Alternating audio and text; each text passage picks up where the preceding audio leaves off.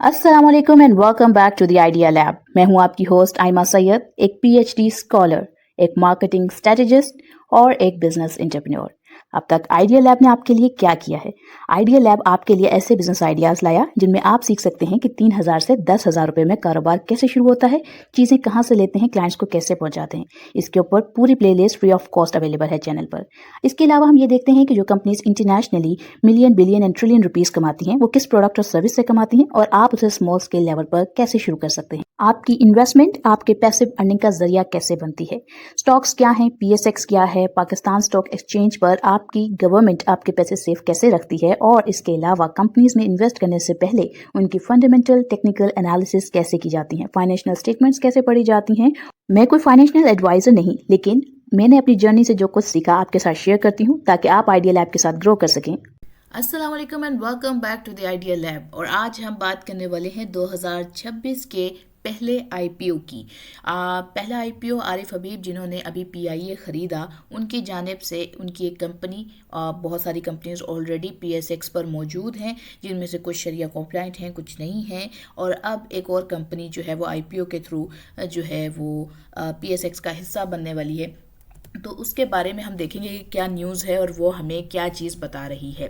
तो सबसे पहले ये कि पाक कतर जनरल तकाफुल लिमिटेड इस कंपनी का नाम है, जिसका जो कह लें कि सिंबल आप देख सकते हैं वो है PKGTL। और ये 2026 का पाकिस्तान स्टॉक एक्सचेंज का पहला आईपीओ लॉन्च हुआ है। ये एक हिस्टोरिकल इवेंट बन गया क्योंकि ये पीएसएक्स की हिस्ट्री में सबसे ज़्यादा ओवर सब्सक्रिप्शन इसी आईपीओ को में रिकॉर्ड हुआ है। इसका मतलब ये है कि जो इन्वेस्टर्स हैं उन्होंने कंपनी के शेयर्स खरीदने के लिए बहुत ज़्यादा इंटरेस्ट दिखाया है। ये इंटरेस्ट सिग्नल देता है कि पीएसएक्स मार्केट में कॉन्फिडेंस वापस आ रहा है और इन्वेस्टर्स जो है वो नए बिजनेस अपॉर्चुनिटीज़ में इंटरेस्ट दिखा रहे हैं। और इसमें एक वजह इंटरेस्ट लेने की ये भी है कि अभी रिसेंटली जो इसके आरिफ हबीब हैं, उन्होंने पीआईए के लिए जो बिडिंग करी और जो कंसोर्शियम बना उसके अंदर वो उसके लीडर थे। तो वहाँ से जो पब्लिक का इंटरेस्ट है, इन्वेस्टर्स का इंटरेस्ट है, जो कह लें कि इंस्टीट्यूशंस हैं, म्यूचुअल फंड्स हैं, वो सब अपना इसकी तरफ एक इंक्लाइन दिखा रहे हैं। फिर यहाँ पर आप देखेंगे कि ये तकाफुल है, इंश्योरेंस नहीं है। तो यहाँ से भी एक जो शरिया कॉम्प्लाइंट इन्वेस्टर है उसका इंटरेस्ट थोड़ा सा डिवेलप हो जाता है। अब अगर हम यहाँ पर ये देखें कि ये आईपीओ क्या होता है और ये क्या है, तो आईपीओ का मतलब होता है इनिशियल पब्लिक ऑफरिंग। जब कोई प्राइवेट कंपनी पहली दफ़ा अपने शेयर्स पब्लिक को ऑफर करती है और स्टॉक एक्सचेंज पर लिस्ट होती है, उसे आईपीओ कहते हैं।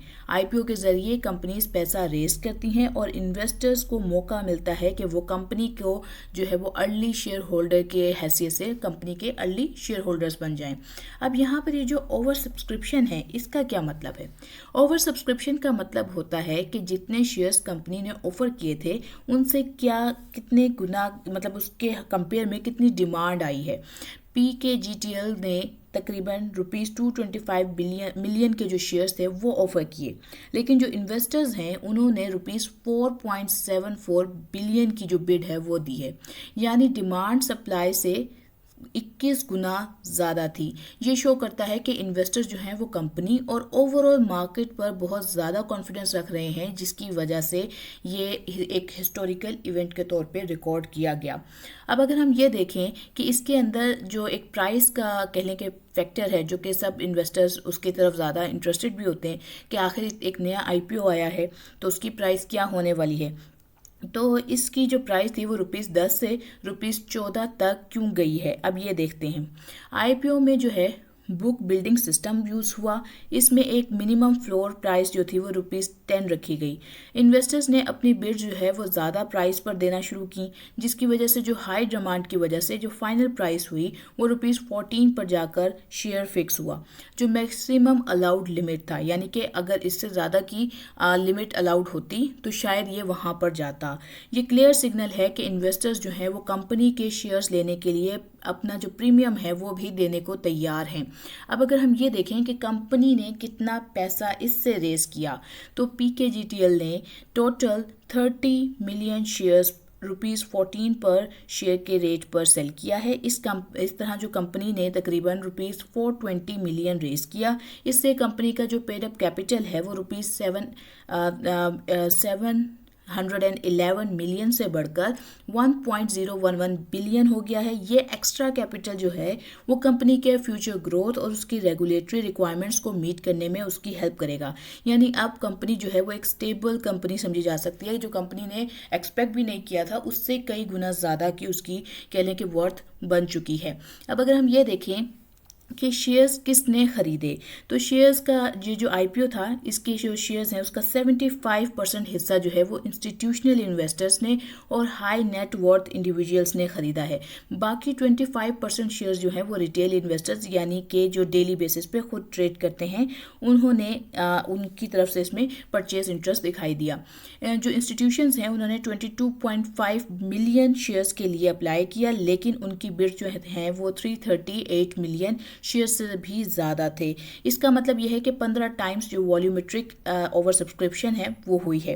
अब अगर हम ये देखें कि पीएसएक्स के लिए ये इवेंट इतना इम्पोर्टेंट क्यों है, तो ये आईपीओ इस बात का प्रूफ है कि पीएसएक्स में जो लिक्विडिटी है वो इम्प्रूव हो रही है। इंस्टीट्यूशनल इन्वेस्टर्स जो हैं वो वापस एक्टिव हो गए हैं।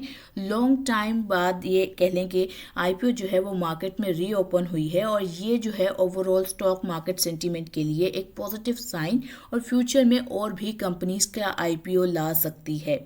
अब अगर हम ये देखें कि जो पीकेजेटीएल है इसका बिजनेस मॉडल क्या है, ये जो आई है कंपनी ये बजाते खुद क्या काम करती है और हम इसके बारे में थोड़ा सा आपसे इंफॉर्मेशन शेयर करें, तो ये एक जर्नल तकाफुल कंपनी है जो इस्लामिक इंश्योरेंस प्रोवाइड कर रही है। ये मोटर इंश्योरेंस यानी कि गाड़ियों की, प्रॉपर्टी की, हेल्थ कवरेज और जनरल रिस्क प्रोटेक्शन सर्विसेज को ऑफर करती है। पाकिस्तान में इस्लामिक फाइनेंसेस और तकाफुल जो है सेक्टर वो रैपिडली ग्रो भी कर रहा है, इसीलिए इस इंडस्ट्री में लॉन्ग टर्म ग्रोथ पोटेंशियल देखने को मिलता है।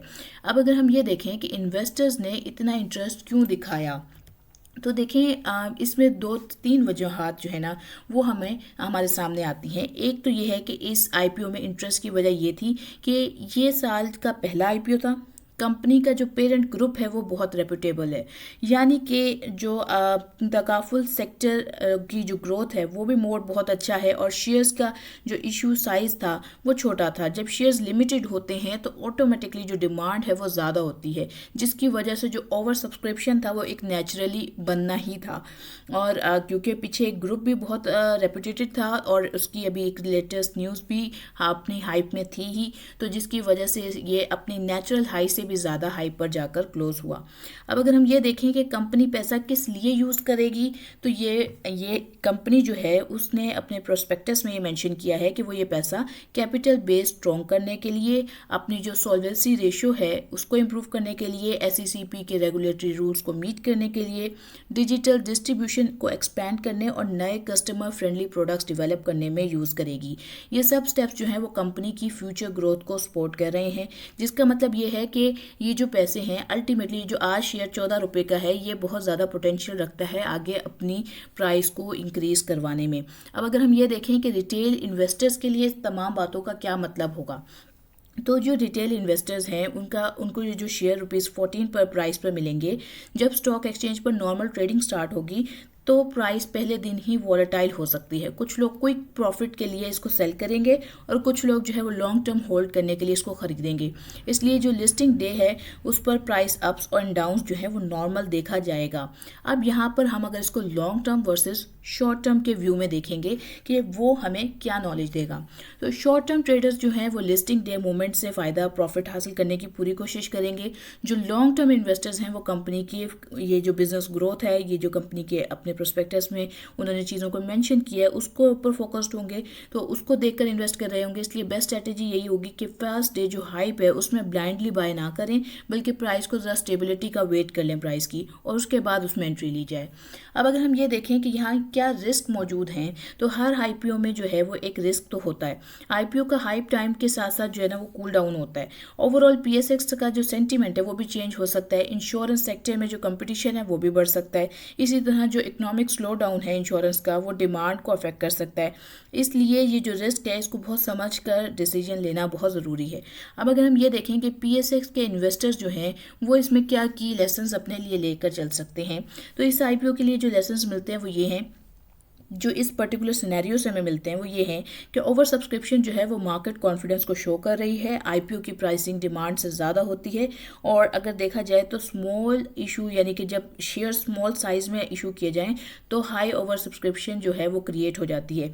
लिस्टिंग डे पर जो है आपने ब्लाइंड बाइंग नहीं करनी, ये डेंजरस हो सकता है। हमेशा कंपनी के फंडामेंटल स्टडीज़ का वेट करना है और उसको करने के बाद ही आपने कोई फाइनल डिसीजन मेक करना है। अब अगर आज के लिए हम कोई फाइनल टेकअवेज की बात करें तो ये जो PKG TL IPO है ये एक सक्सेसफुल सिग्नल दे रहा है PSX मार्केट की नई ग्रोथ साइकिल की तरफ, और इसी तरह इस्लामिक फाइनेंस सेक्टर की तरफ इसको मज़ीद अट्रैक्टिव बना रहा है इसका ये इस्लामिक फाइनेंस की तरफ होना। देन IPO मार्केट जो है वो रिवाइव हो रही है, लेकिन स्मार्ट इन्वेस्टर्स हमेशा हाइप नहीं बिजनेस वैल्यू को देखते हैं। तो हमें यहाँ से जो लेसन लेना है वो यही होगा कि हम समझ कर इन्वेस्ट करेंगे, हाइप के पीछे नहीं भागेंगे, बिजनेस के पीछे भागेंगे, हम उसका वेट करेंगे कि जब सिग्नल स्टेबल होंगे तब हम अगर इस कंपनी में अगर इन्वेस्ट करना होगा तो करेंगे, अदरवाइज जो है हम अपने पोर्टफोलियो को उसी तरीके से डिज़ाइन करेंगे जैसे हम करते आ रहे हैं। और बाकी ये है कि आपने जो इसकी डेट्स हैं 28 और 29 जनवरी वो इसके हवाले से सुनने में आ रही हैं जो ओपनिंग डेट्स हैं। तो उम्मीद करती हूँ आपको आज की वीडियो अच्छी लगी होगी, आपने चैनल को लाइक किया होगा, शेयर किया होगा, सब्सक्राइब किया होगा। मुझे दुआ में याद रखिएगा। इंशाअल्लाह फिर एक अच्छी वीडियो के साथ मुलाकात होगी। आज के लिए मैं लेती हूँ अलविदा। अस्सलाम वालेकुम।